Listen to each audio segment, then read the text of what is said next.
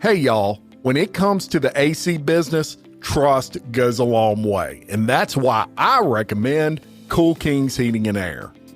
The good folks at Cool Kings are licensed and experienced technicians that provide the top-notch service that you deserve throughout Baton Rouge and the surrounding areas. They offer everything from emergency AC repair to complete AC replacements and maintenance plans tailored to keep your system running all year round. And right now, you can get financing on a brand new heating and cooling system totally interest-free. That's 0% interest on a brand new system. Give them a call at 225-681-2665 for more information, or visit them on the web at coolkingsheatingandair.com. Cool Kings Heating and Air is a verified partner of Local Leaders, the podcast.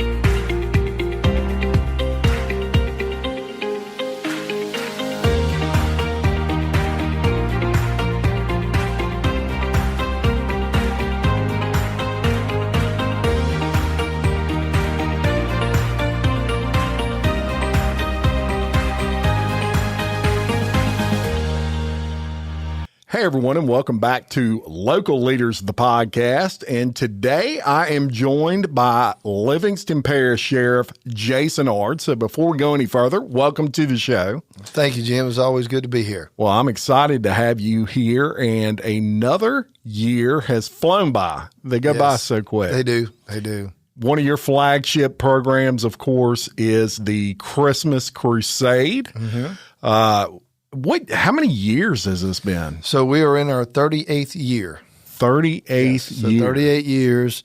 I'm not going to try to do the math, but I think it was like 86, 87. This program was actually started under Sheriff Odom Graves, Sheriff, which would later become Sheriff Willie Graves, but I think he was the chief deputy at the time. Yeah. They kind of came up with this idea of trying to help these underprivileged children in Livingston Parish and how they could give them the opportunity to have a Merry Christmas. And so that's where the program kind of was created, started up, and Sheriff Graves, allowed him to do it. Willie Graves kind of started. His wife Elaine was very instrumental in it, and here we are today, still doing it. And it was it's a great program. As always, you hate that you have to do those type programs, but unfortunately, it happens. You have people that go through tough times. Sure. And we are very blessed to be in a position to be able to bless and help people that need this. And look, on every Christmas morning, one of the greatest things is knowing that there are other children in our area that is having a Merry Christmas because of this program. But this program is only as good as the people that get behind it make it. That's right. And having these business owners and the citizens, the deputies that volunteer hours upon hours, my wife Erica, who jumps in and she spearheads the program. Yeah, very organized. She does all the shopping, ordering. It is a huge ordeal, and I don't know if you ever had an opportunity to see the setup, but it's like a miniature Walmart.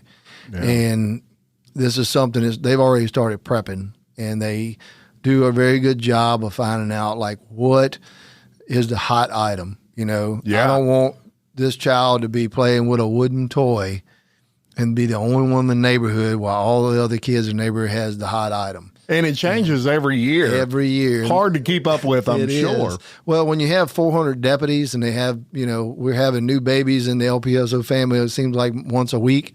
Yeah.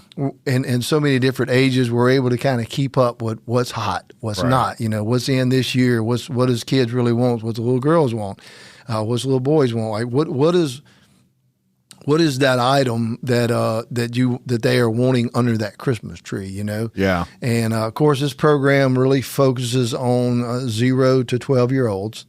But we do have some partnerships to help with some teenagers through the Kiwanis Club, Dental Springs, and other organizations do reach out. We work really close with the school system because there's a lot of teenage kids too that won't get a Christmas or don't get anything. So we try to help them out as well if we're able, and we're able to make the right connections to make that happen. Yeah, and it's what I really like about the program, looking in from the outside, is the impact that the program makes, not only from the standpoint of the child receiving the toy, for example. The deputies makes an impact on the deputies. It makes an impact on the business owners that get behind this program. Maybe they hold their own, bring your toys up here and we'll get them to the sheriff's department. But you see your guys out there and gals, and they are, dedicating their own time, their own hours, as you say, to they do. And it's very heartwarming when these deputies, they just, and I know this from experience too. I mean, we see a lot. We really do. Yeah. And sometimes you're in a situation as a law enforcement officer, and you see sometimes people at their worst. And when these deputies, like we send these deputies out a lot of times to check homes. Like somebody will come in and they'll sign up for the program, and we have to keep the integrity of the program. Sure.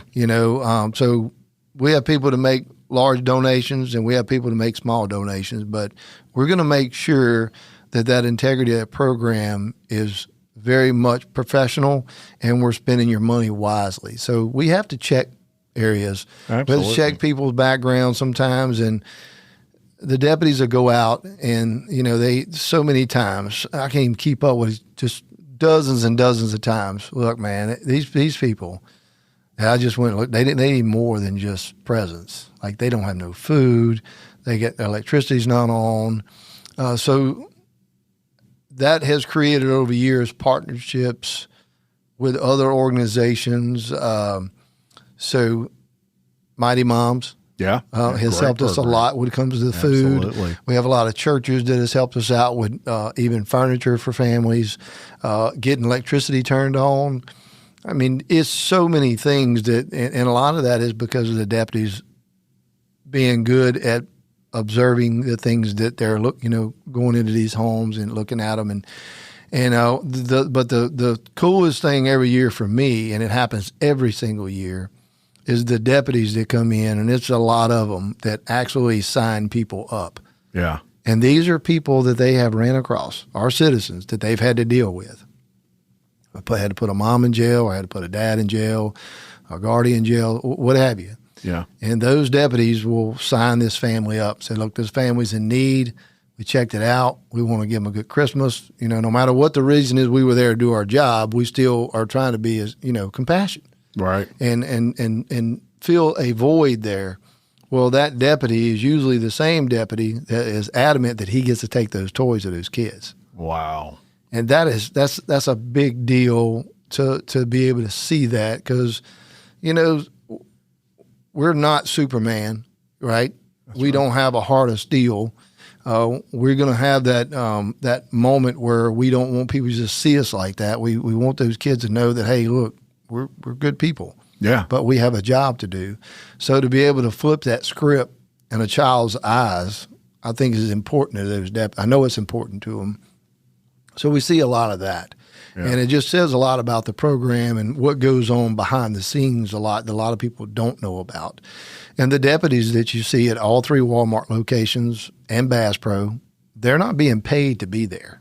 Right. They're volunteering their time. Yeah. They get off at 4 o'clock and they go to that Walmart and they sit there until dark or until we close. And so we have to have all hands on deck. They believe in this program. We have had deputies and divisions come together because they'll adopt a family. We don't. They'll just do it. Hey, they came in. I know we're taking care of toys, but we know they need clothes and they need this. We're going to do it ourselves. And those are, again, stories that no one hears about because they don't want you to hear about them. Yeah. They just want to make sure that they take care of that family. And again, all this is, I guess, is doable because of the people that has gotten behind this program and what we've built in 38 years, and to be able to bless those families. And look, it just makes it's a lot of work, but it's an exciting time of year for us. It really is. Look, personally, my favorite program in the parish, as far as, I always say nationally, my favorite charity, and I hate to say favorite because there's so many worthwhile, but the one that I really work hard to give to is St. Jude. Oh, yeah. And it's because I've toured that facility and I've seen for my own eyes these children. And I know where that money's going. And you feel, look, and if you've been to St. Jude, anybody that's listening has been to St. Jude, you feel that presence when you walk in the door. It's unbelievable. I get chills thinking about it. And your program is very similar. I see where that's going. And that's why I love to promote it every year. And look, investing in children, you'd be hard pressed to find anything more worthwhile than that. Now, Livingston Parish, we keep growing, Sheriff. Yeah. Every year, we are the fastest growing parish in the state of Louisiana this year. First of all, I want to tell you, and this is not what you came here for, but what an amazing job you've done leading the Sheriff's Department relative to keeping us safe. Mm-hmm. When you're the fastest growing parish, that's a hard thing to do. It is. Yeah. It is. It's a challenge. It's a constant challenge because, one of the biggest things that for me as a leader is making sure my deputies have all the tools they need to do their job. Yeah. And one of the things they ask for more than anything else is just more personnel. We need more help help doing that. And we're growing so fast that it's definitely some growing pains there. But we do, I feel like we do a really good job of trying to make sure that every single division we have is efficient, going back and rechecking those divisions to see if those divisions are still doing a really just cause, or do we need to, do away with that, open another one up, and then you watch your crimes to where, back in, I guess, probably 15 years ago, I've been the sheriff for 14 years. So when I took over, we were detectives. Yeah. And you had a narcotic division, and that's it. So you worked from a sex crime, a child molestation, could be a homicide, a robbery. You did it all. You were an investigator, no matter what it was. Now we actually have a sex crime division.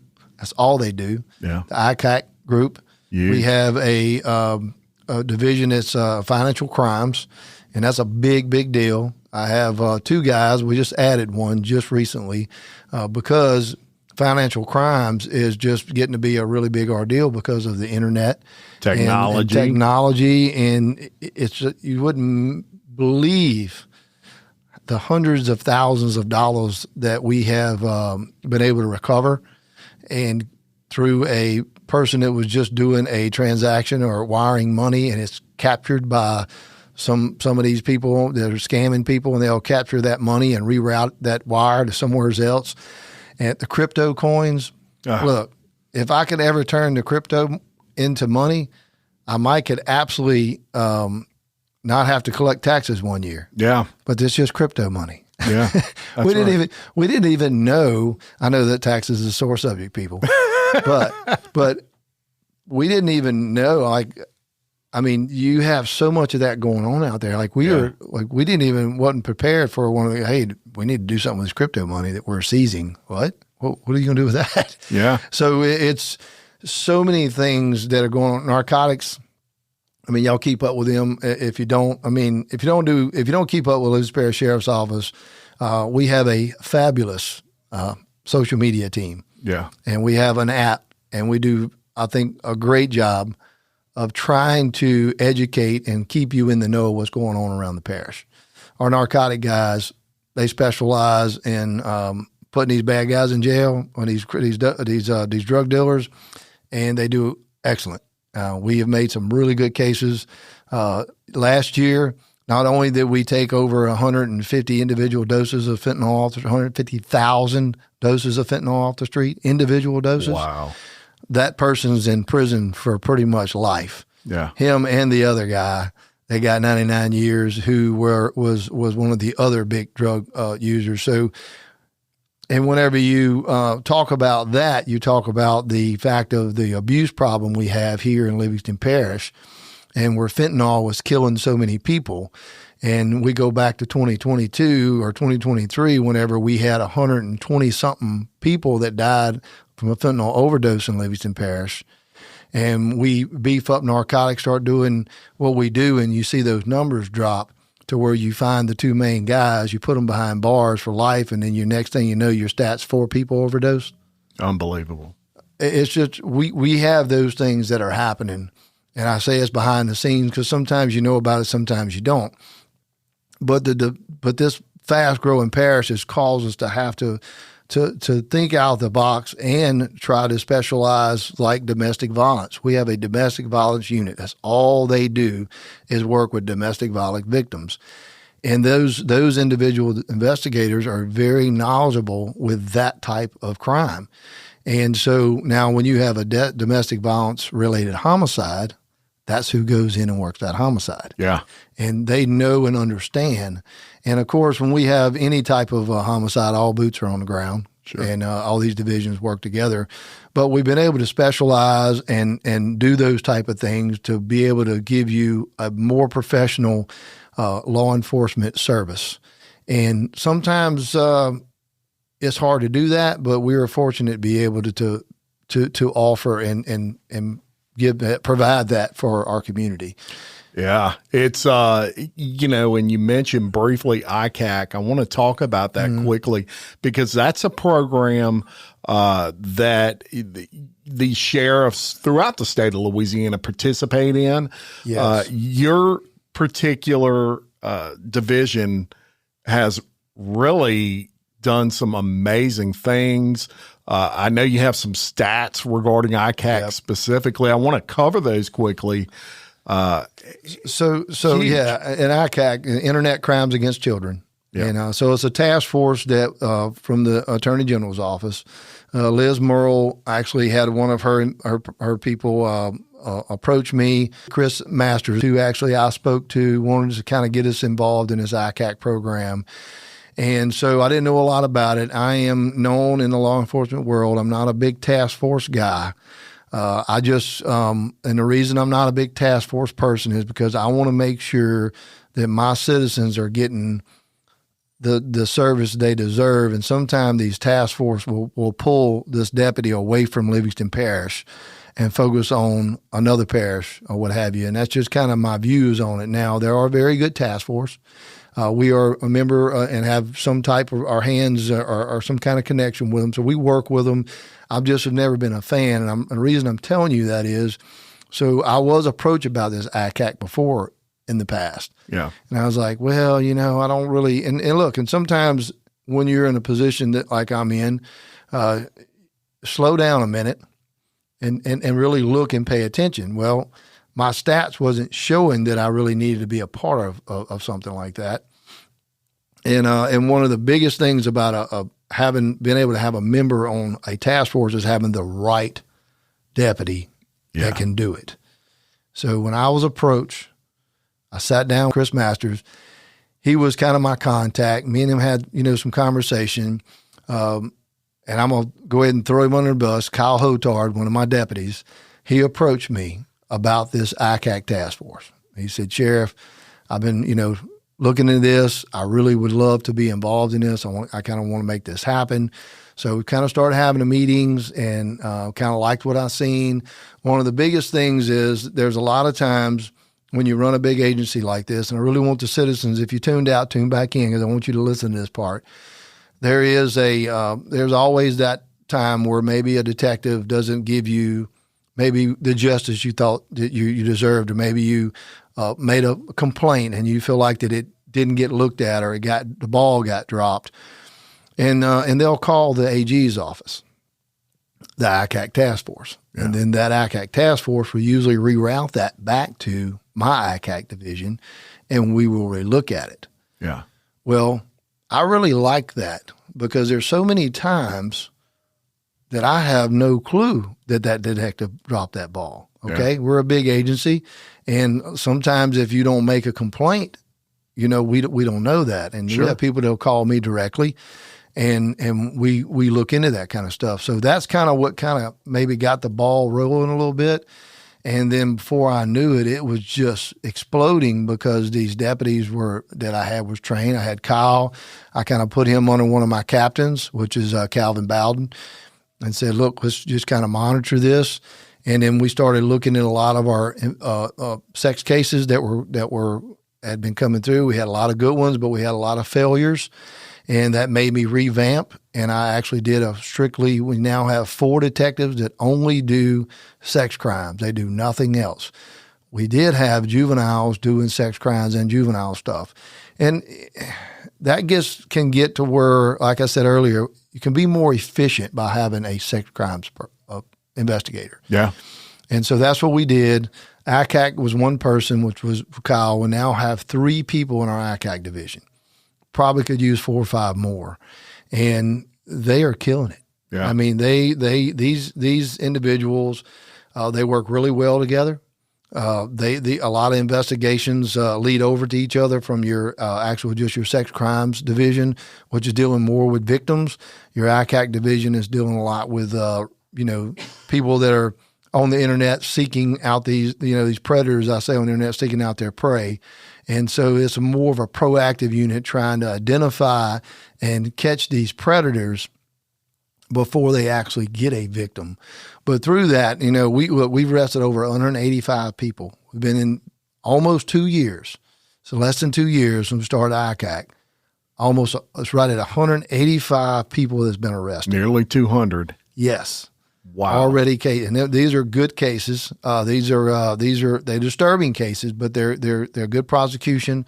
And what I've always, and I'm going to look at these numbers because they change all the time. And this is the thing that really gets me whenever we talk about this. So we've been in 36 different states when we do these investigations. So we've touched over 36 different states. Our investigation has led us. That means also we've arrested people from 36 different states. 13 plus countries. Countries. Now, you see these, when you see us go out and we put this stuff out on social media, really pay attention to where these predators are from. Not all of them are from Livingston Parish. Right. Most of the time, a small majority of them are from Livingston. They're from all over the areas around us, and we basically get them to come here.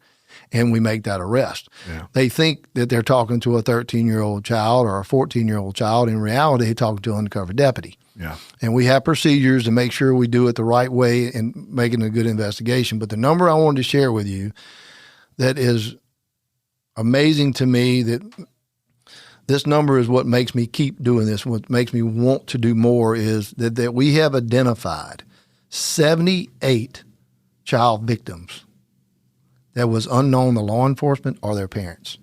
So really think about that, Jim. Yeah. 78 children that has been victimized. The parents didn't know they were a victim, nor did law enforcement because it wasn't reported. Sure. But through these investigations with this unit, and look, we work really well with Liz Merle and her team and other agencies. When you're able to get a perpetrator off the street, and through that investigation, get him arrested, working the case, and then working these devices and stuff, and find out that he had some victims out there that we need to know about. Yeah. And now you're bringing them justice, and they were usually quiet because they're scared. They thought they did wrong. Or whatever the case may be. But you're dealing with a young mind that's very vulnerable, and these sick individuals are seeking that. They're trying to figure that out, and I think the numbers are over 500,000 predators online 24/7 at any given time. And what they're doing is they're going after your children while they're playing on these gaming, any type of social media platform that has a chat room. That's dangerous. Yeah. And go back to the incident we had with the 18 or 19-year-old man that we arrested in Denham Springs that was seeking out 11-year-olds through Snapchat, and he was able to find their location because they had their location on the phone. They didn't really know any better. And that's how he manipulated them into giving him videos and photos, and then he would threaten them and then later on rape them. These individuals are real and they're out there. And the parents and your guardians, grandparents, if we don't educate ourselves and really pay attention to what our kids are doing in these social media, with the social media, just the devices that are in their hand, that cell phone, that is just a straight line to that. And look, we're busy. We have busy lifestyles. There's no reason for a child that's 7 years old or 6-year-old to have a phone. Amen. It just, I'm telling you, and I know that we're busy, and hey, I just want them just to call me. Those kids are very intelligent. They're going to learn that system. If they don't learn it because they have one in their hand, the kid sitting next to them will teach them what they need. Because look, all of us, Jim, Jason here, we learn from our buddies and they learn from us. That's right. And now you have a device that can connect to anywhere in the world. They can find out any information they want. You can't even tell Uncle Johnny stories no more because they can tell you it's false. That ain't true. Uncle Johnny ain't the one that went to the moon. It's this guy right here. It's the Armstrong guy. Yeah. It's right here. I looked it up. And so you can't even really joke with your kids anymore like we were. I mean, I don't know about you, but my uncles used to make me believe all kind of stuff. Same. Yeah. But we didn't have something to go look it up. And I say all this because our kids are such, they're on a level of intelligence right now at a young age that's scary. But I don't want to take away from the fact of what they need to be focused on, us as parents, is how vulnerable they are right now with those cell phones. And this is so real. We do these things. Everybody knows Chris Hansen is located in Livingston Parish. Oh, yeah. Very good friend of mine. The way Chris Hansen and I met is he actually reached out to me about a case that he wanted to talk to me about. I said, no problem. And we were going to interview. And through that, he actually started watching my social media page. And next thing you know, he calls me a couple months later and said, hey, man, I see y'all got some really nice cases going on. And, that's kind of what I do. And I'd love to work some operations with you guys. Would you be willing to do that? And I was like, sure. No, let me think about it. I didn't have to think about it. I mean, it's Chris Hansen. Everybody would love to see that. I said, yeah, check man. My schedule. Yeah. So we invited him down, and he comes down. We started kind of doing these operations, and he's a really genuine guy. And man, the things that we have seen, and look, I'm in my 33rd year, and I've seen some things in law enforcement. But when we get on these operations, it's always something new. Yeah. And it is crazy, and it is very, very scary. I am very, I don't know how a parent does what they do today that has young children. I really don't. It's got to be difficult. Has to be. My kids, they were raised in the era where cell phones was kind of coming up. And I remember my son, he didn't get a cell phone. He was 12 years old. And my daughter was right behind him, and she knew exactly how old my son was when he got his, and she expected to get hers at the same time or maybe a little earlier. But I just knew those cell phones were not good, but not at the educational level I have today. And again, the gaming, all these kids that are gaming and just these social media chat platforms, God, they're so scary. So many ways to reach them. And it is. I do want to say you nailed it when you said, these kids are a lot smarter than you think. Mm-hmm. And I'll give you an example just this week.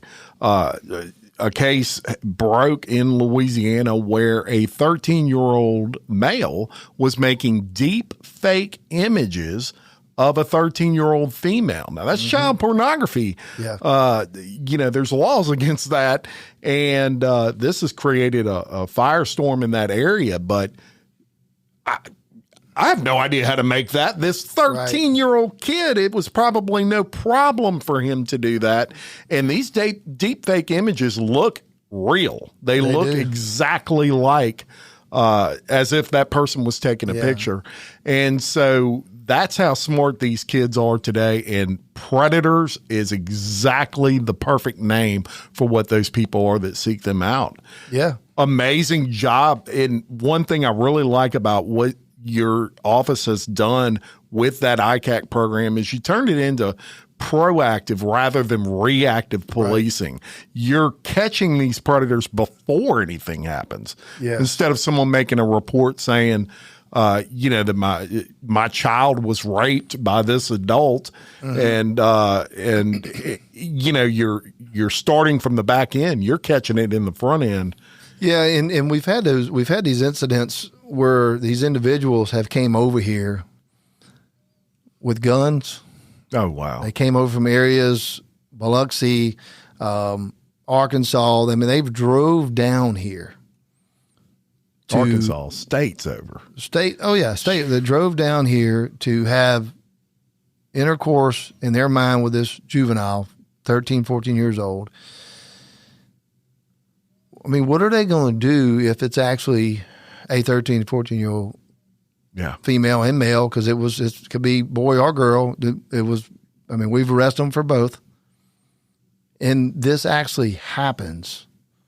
Are they going to just leave knowing that this person, this child is not ever going to say nothing? Are they going to threaten them?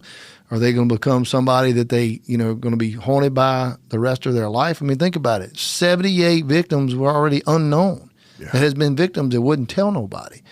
And remember this, nobody wants to disappoint their family, right? Your parents. That's one thing you don't want to do as a child is disappoint. That's right. Your father or disappoint your mother. I mean, we make our parents mad all the time. That's different. Yeah. It really is. Disappointment is these predators, they prey on that. Yeah. And they know what they can and can't do. And dozens and dozens and dozens of people that we've arrested, I think earlier it was 185 that we've arrested. There's a large majority of them that without a doubt have done this before. Yeah. Before we called them, this was not their first rodeo. It probably wasn't their second rodeo, but it was damn sure their last because they in my prison. The Jason R. Hotel Motel. And I can tell you that we have worked really hard with Scott Perilou on this. We have stayed on top of this to make sure we get the best prosecution as possible. And it is working. And I know that when talking to the ICAC guys, when they tell you, as soon as they find out, see Denham Springs or anything to do with Livingston, they usually ghost us. Yeah. Okay, great.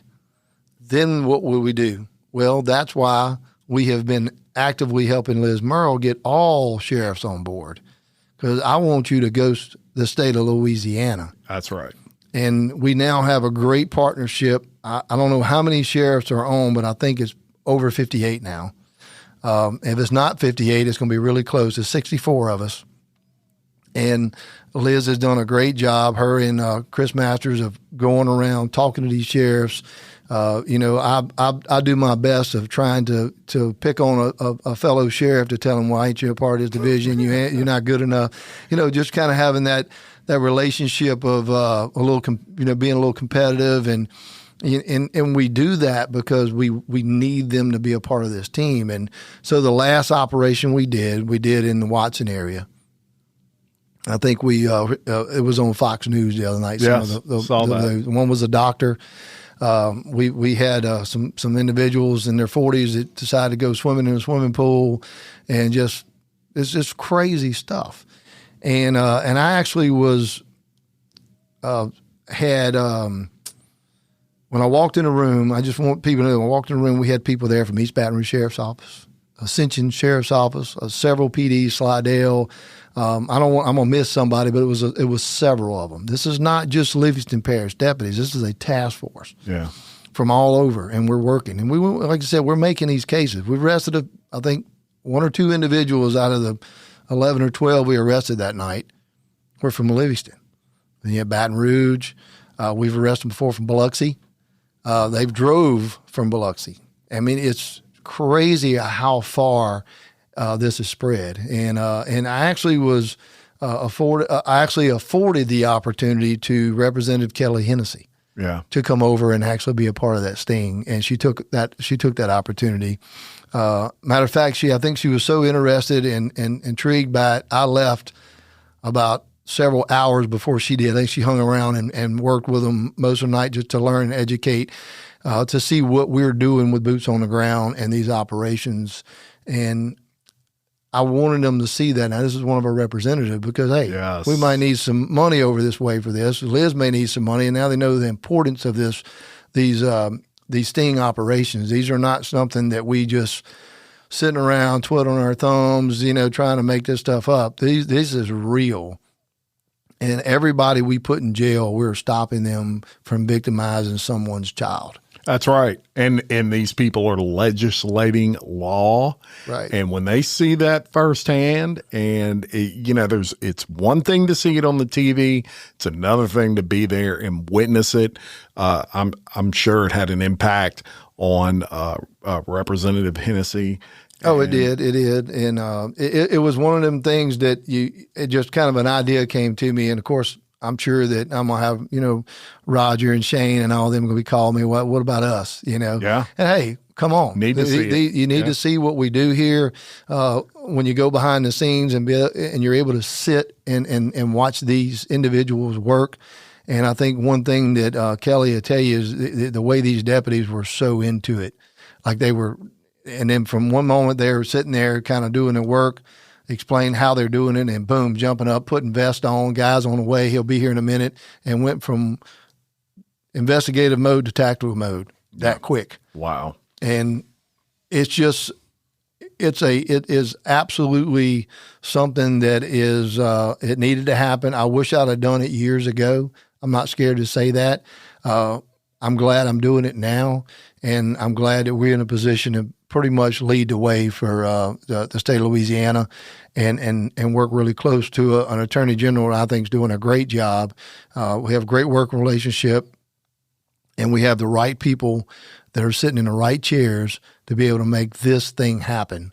And so I hope that we are continuing this fight. And again, my goal is to have this predator click on any address in Louisiana and say, you know what, I better not even go there. That's right. And that's our hopes. And I hope that we can eventually tackle this nationwide. And I know they're working on it. And it's a big thing to say, but I see what we're doing on a small scale and the impact that we're making. It's out there, it's real, and we just can't stop fighting it.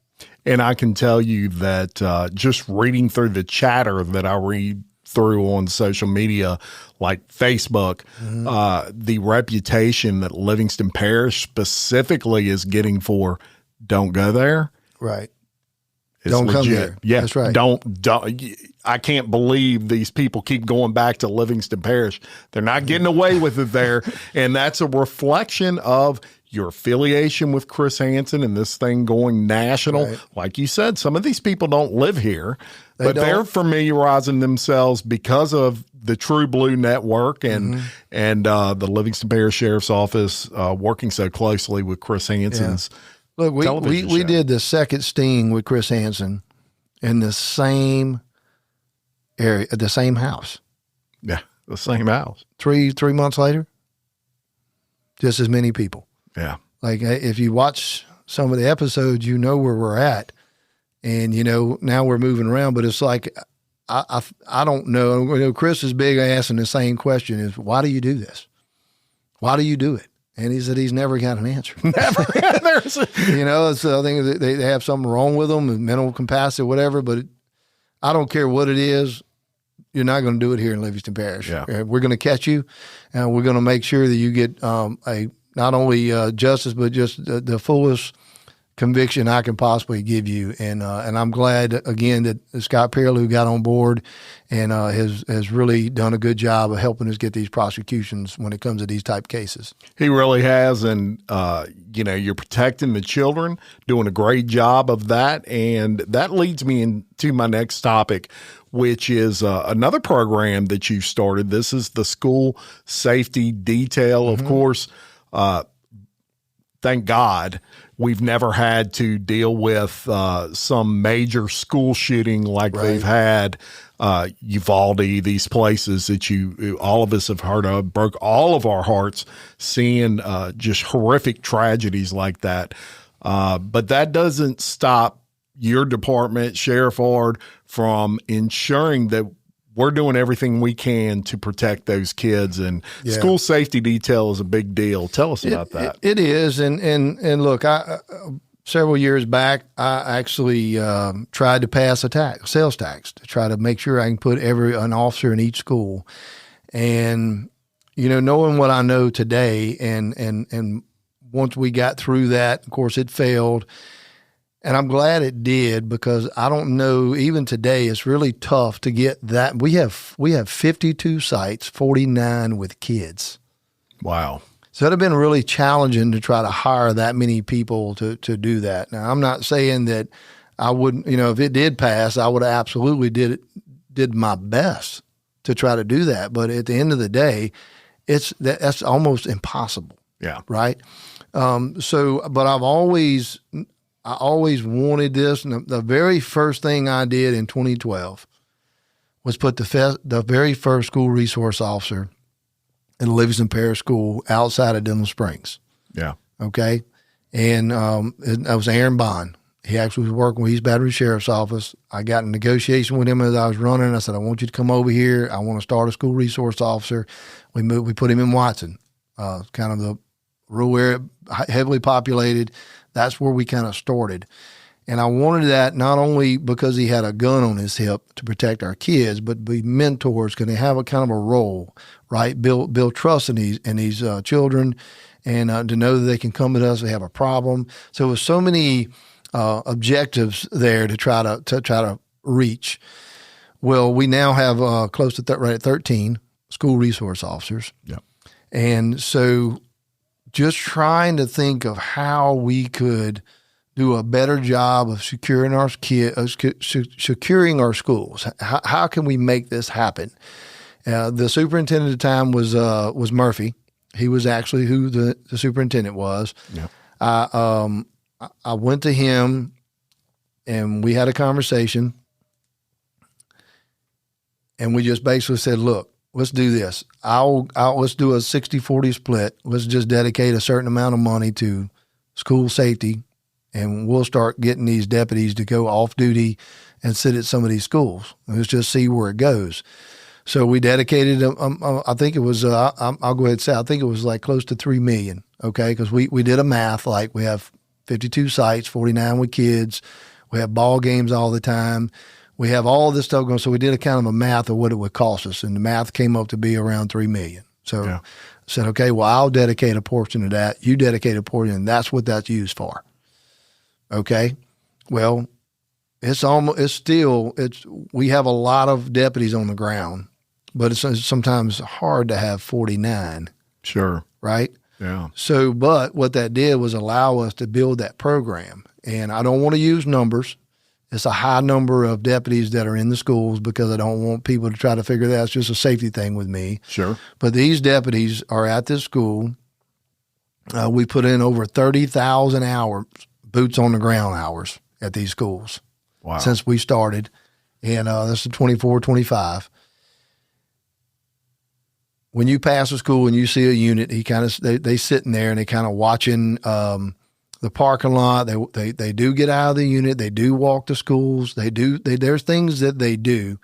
The biggest thing for me is to have somebody that's paying attention to what's going on at that school. Yeah. There's somebody walking up on this campus looking suspicious with a hoodie on. Most of them will drive up. If you look at all the school shootings, they drive up and get out of a car, or they come from walking down the road with an AR-15 in their hand. So we're looking for that person trying to get into that school.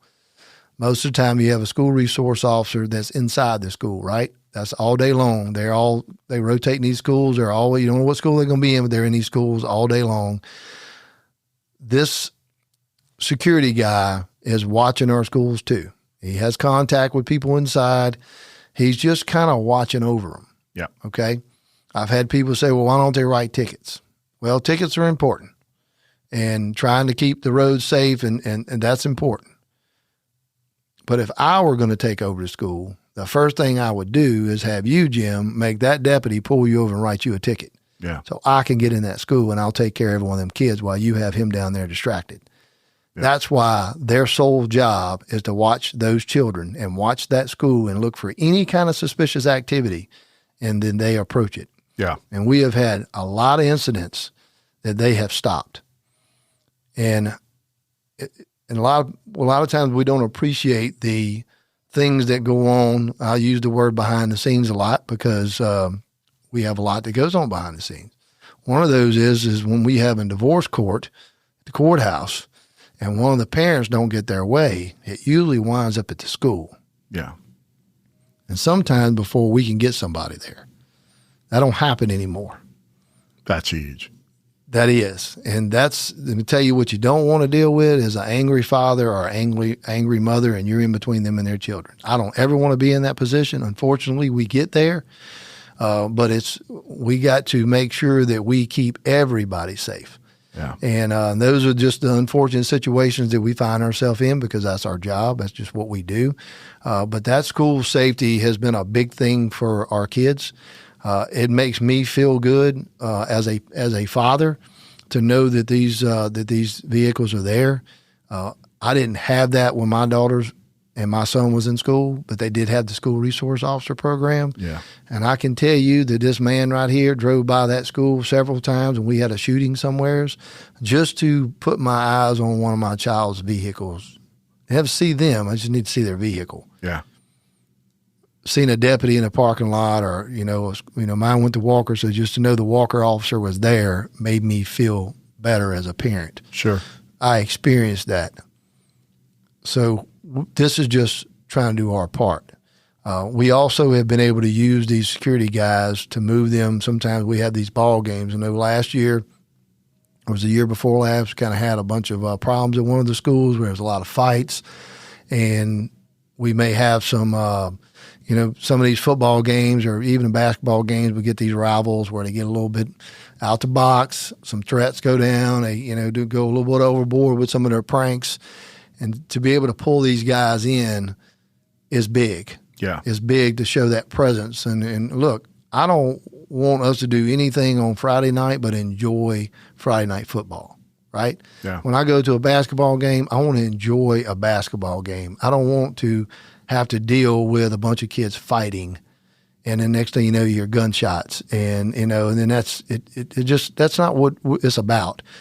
So again, this is one of those I believe is a very much a proactive division that is trying to keep things from happening, showing that presence, and being ready for what we don't want to ever happen, but could happen at any minute. Yeah, and and we get a lot of parents that send us emails or kids that are reporting things to school resource officers now, or, little Johnny's said he's going to blow up the school. He's going to blow up the school bus. He's going to, shoot a teacher tomorrow.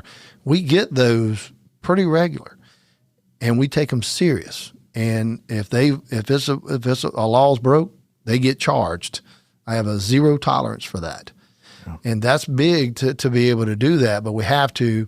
And those security guys know, hey, last night we found that apparently a kid was supposed to show up at Albany Middle and do some damage, so we're going to have a deputy on that school. Yeah. Although we've solved it and realized that it may be a comment that was made with nothing, to support it other than a kid just making a stupid mistake. They do that sometimes.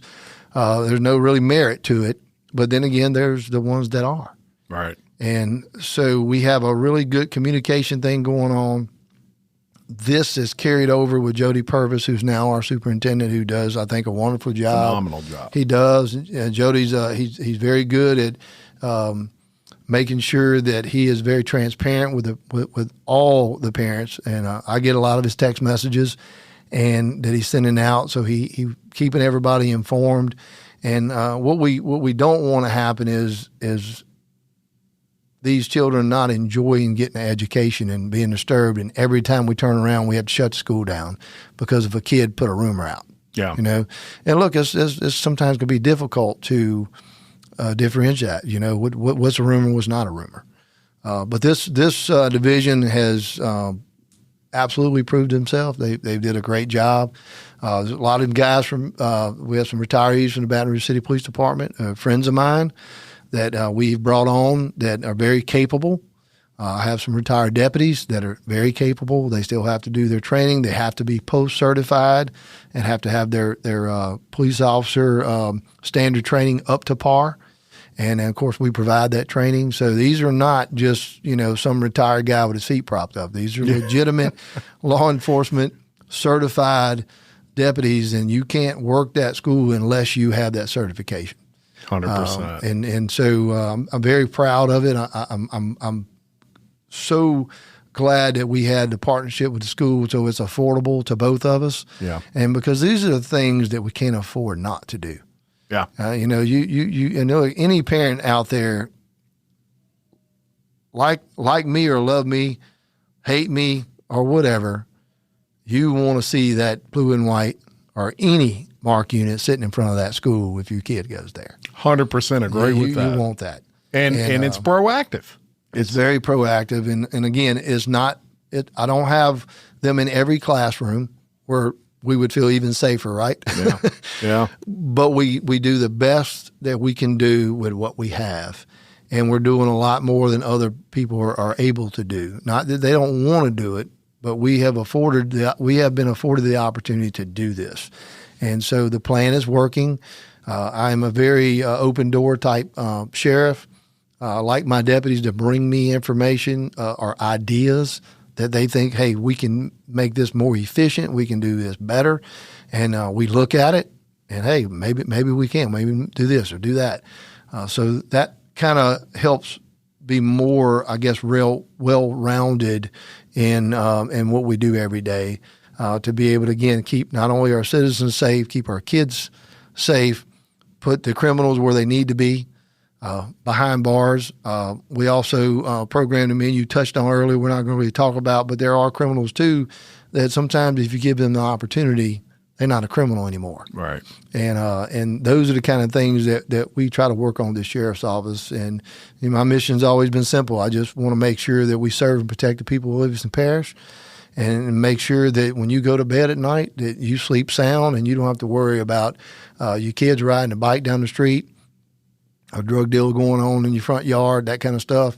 And I know we're not 100% perfect, but I think we do a really good job of making sure the community in Livingston Parish is a safe place with the fastest growing parish here in the state of Louisiana, that we've been able to maintain that safetiness for you as a parent. Because I can tell you, I'm going to speak for all the husbands that live here in Livingston Parish. When your wife says she's going to run down to Juban Crossing and go shopping, you don't even bat your eye. But when she says she's going to cross a bridge, you probably tell her to grab her gun. Nailed it. Yeah. So I don't need to say any more about that.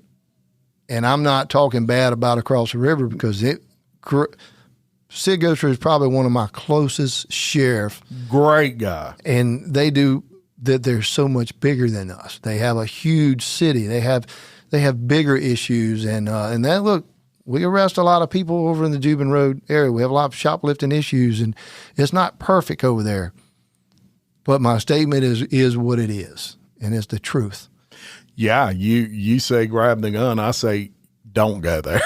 I mean, especially my daughters who are 20s now. Yeah. If they even mention going to certain aspects of Baton Rouge, even the mall area, which used to be a pretty safe place, now, no, you can go to Juban right there and do your shopping. And look, and some of it's a perception. I mean, that's just how we know that. I mean, there's areas in Baton Rouge that's very safe. Sure. But it's that feeling you get, and I don't want you to go across that river. Like, you just don't go. Why do you have to go there? Yeah. And then look, and a lot of that too is us because we know we got to go now, right? That's right. Just go to Juban. I don't want to go shopping today. Cross that river? I don't want to have to cross that river. I do it all the time. But that's just, that's who we are. We're protective of them and our family, and that's right. And you just can't help it. And I know that the deputies we have here, they love this parish. They live in this parish. Their kids go to school here, and I know the compassion they do have for serving here in Livingston Parish, and that's the compassion that I try to show each and every day when I go to work, and try to make sure that we provide the citizens with what they have, and that has always been a safe place to live, work, and raise your family, and we're going to continue to do that. Yes. That's what we're going to do. I agree. And before we get out of here, I would be very remiss if I did not mention, you've said behind the scenes a few times and, trying to give you a hint, man. You have an amazing, podcast. Look, folks, I can't think of many podcasts out there where you really get a human side. You get a look at the human side of what goes on in a large department like you get with Behind the Scenes, which is a podcast hosted by you where you feature not only cases that you have covered and closed with the Livingston Parish Sheriff's Office, but also the people that are working them. Some of the programs we've talked about today are on that, such as ICAC. You have several episodes with ICAC on Behind the Scenes. And if you've noticed, the sheriff's been very sharp today when we've done this podcast. And that's because he has really worked himself into being a heck of a podcaster, quite frankly. Maybe some hidden talent there that has come out in you. That I didn't know I had, I guess. But, Lori and I, Lori Steele, who's my public information officer, and I'm saying this in front of her because she's hiding in the corner of the room over here. But her and I spoke about this, and we were able to get the equipment, and we were able to kind of set up a room in our training facility. And I was a little reserved about it, which I am about a lot of things. And in my, commitment issue, you're trying to do that, but trying to be transparent with your people and trying to really show them and introduce what the sheriff's office is all about, and we kind of came up with this behind the scenes with Sheriff Jason Hard. I didn't want it to be about me. I wanted it to be about what we do and our mission and what we accomplish each and every day, and be very educational and really take you behind the scenes.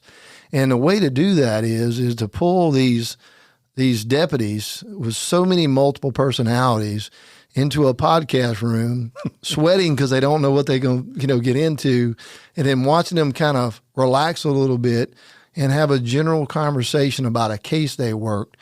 And all I'm trying to do is tell you about this, but let them tell their stories, and you are seeing the category of person you have is sitting there. Yeah. I mean, you have them that's came on the show that's been here 10 years, some maybe a little less. Today we had some 28, 30 years. I mean, we've had some veterans working these cases that are truly amazing cases that when they get on the scene, they turn into a different person and they get it done. And I mean, we're working on a homicide that we worked on today. Yeah. And I mean, you were there, and Jim gets to come in and listen to all this. I picked on you today because I know when we're doing good because Jim taps his foot. Yeah, I do. And so I observe. I'm very good at that too. I observe things. So, but as we're going, you see how fast that case unfolded. Yeah. And within hours, we have a bad guy in handcuffs on a homicide, and we're working with crime, State Police Crime Lab, trying to, make sure we do the process of scene. We have 2 scenes. We have multiple people that possibly witnesses. It's a lot going on, but trying to put all that together, tell our story, and make it, like I said, interesting.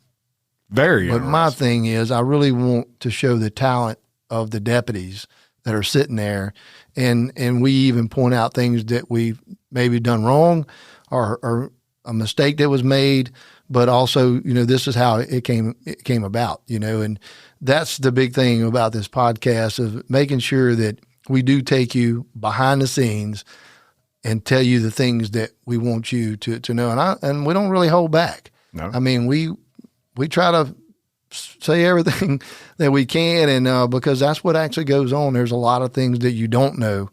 And you shouldn't know without listening to this podcast of how these cases unfold. That's right. It's an accurate depiction of what it's like to be, investigating that case, working that case. And I'll tell you this, one of the most amazing series you have done yet was the one that just wrapped with Corporal Sean Kelly. This was a way to learn about who this hero, this man that gave his life in law enforcement, literally, who this man was. You hear from his daughter. You hear from those that worked with him. And what a personality he was. I was fortunate to know him personally, and just a force of nature with his personality. It's interesting to hear his friends talk about him, and see that contrast between that and his daughter, who truly amazing young lady. And I've been very fortunate and had the honor of speaking at some little small events for Corporal Kelly, and I was very up front in the very beginning. I didn't really know Sean that well. I knew of him. I've shook his hand before. We served the same community, but I didn't really know him.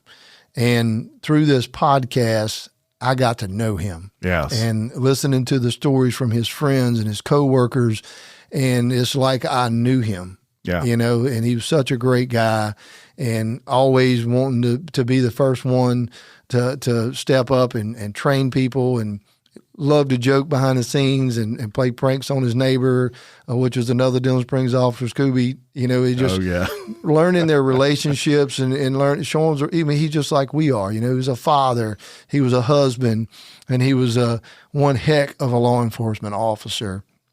And he was a great friend and loved serving his community. And so that whole episode gave me the opportunity to kind of meet them. And actually at the end, it was like, you know what? I now know who Corporal Sean Kelly was. That's right. And because of that podcast, now so many people who didn't will and do. And so that's why these podcasts like this and the transparency that you offer, that's why it's so important. Yeah. And so thank you for opening up, your department in that way where people can see that. This was done by choice. Sheriff Ard chose to do this. Yeah. And it's really a benefit to the entire public. Well, I appreciate it. And again, we have some very interesting cases that have went on in Livingston Parish. Yeah. And, that's where the entertainment part comes in. Yeah. But I also, again, like to make sure that we introduce these cases in a way that it can not only just be a learning point, but hey, these are the deputies that are working your scenes. Yeah. If something ever happens, these are the ones with the boots on the ground that are, giving their spare time. And a lot of these guys are getting called out to these scenes. They're, look, this one we just did, which was the one that happened in Dillon Springs and I'll go and give them a little hint. It was over the Dunn Road area. It was the massage therapist that actually went to a house and she gave massages.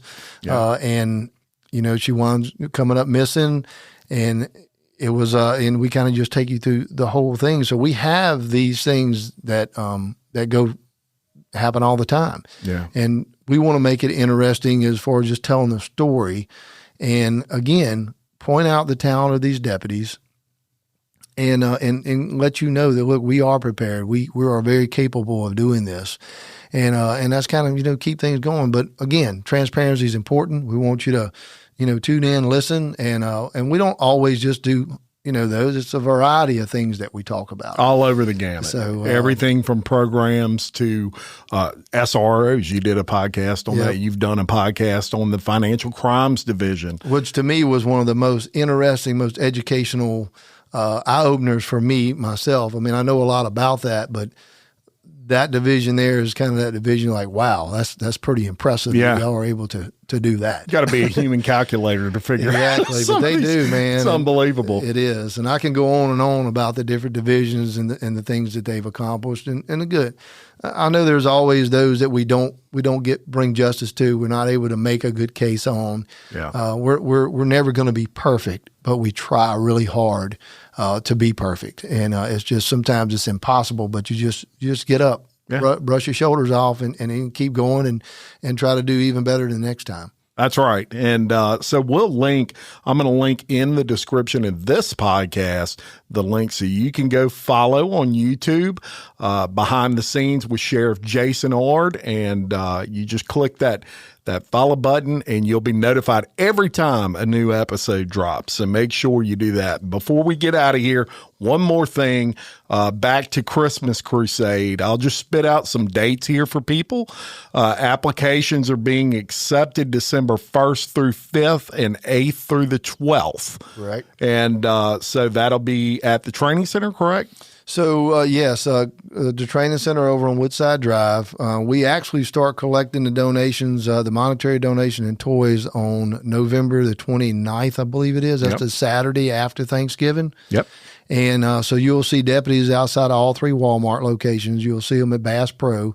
And those deputies, you can drop off new toys. You can drop off the monetary donations. I think we now have a QR code. You can actually just make a donation that way. And so then December the 1st, we'll be taking applications. The best way to do this, if you will download the LPSO app, the Parish Sheriff's Office app, you can go and you can actually get a printout of whatever you need. You can actually, it will take you and give you a guideline of everything you need to know about our Christmas Crusade program. We have a lot of people who want to help out.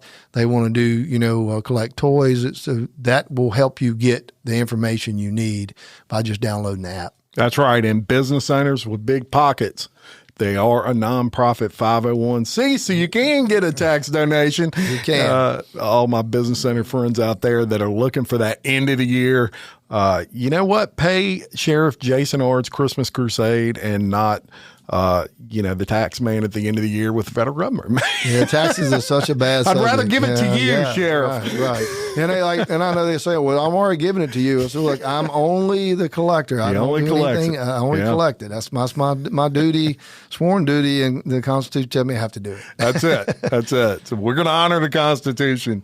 That's for sure. Well, thank you so much for coming on. We should do this at least once a year, maybe just have a wrap up of what's been going on in policing that year, and be proud to do that. Talk about all those things. But I do appreciate you coming on. Thank you for all you do for the sheriff's office. There is no one more pro-police than Jim Chapman, and I can tell you I am super proud of every one of you over there. So many personal friends with the Livingston Parish Sheriff's Office. And I do want to say this. Halloween just passed, and one thing I noticed this year, and this is I don't think it's a political thing, but in stark contrast to the last 4 years, let's say, one thing I told my wife was, I don't see as many policemen and firemen dressed up, these kids that come to your house and you hand candy to. This year I saw a ton of them. And that made me happy because when I was a kid, that was the first thing I ever wanted to be, was a homicide. Of all things, maybe that makes me a little bit crazy. I don't know, but I was the fan of a show where the guy, the star of that show was Fred Dreyer. It was called Hunter, and he was loved that show, and he was a homicide detective, and that's what I wanted to be at about 12 years old, and so I'm glad it seems like kids are going back to such an honor profession. It's funny you say that. I actually have received about a half a dozen photos of some were random people, some were friends of mine. With their kids, either with a cop hat on, a cowboy hat on. They was a sheriff for Halloween, and it was a very. It's always a little. Makes your heart feel warm whenever you know those kids are wanting to be a police officer or a firefighter. That's right. And so I think it was several little cowboy hats that were popping up every now and then with the sheriff badge on. And just makes you feel good. Love that. It really does. And so thank you so much for listening. Please check out, thank these guys at Christmas Crusade. They don't do it for the thanks, but go up to them, shake their hand, and tell them thank you for keeping us safe here in Livingston Parish when you see them out and about collecting these toy donations. And until next time, I'm Jim Chapman, reminding you, love your community, support local business and local sheriff's departments, and keep leading. Thank you very much.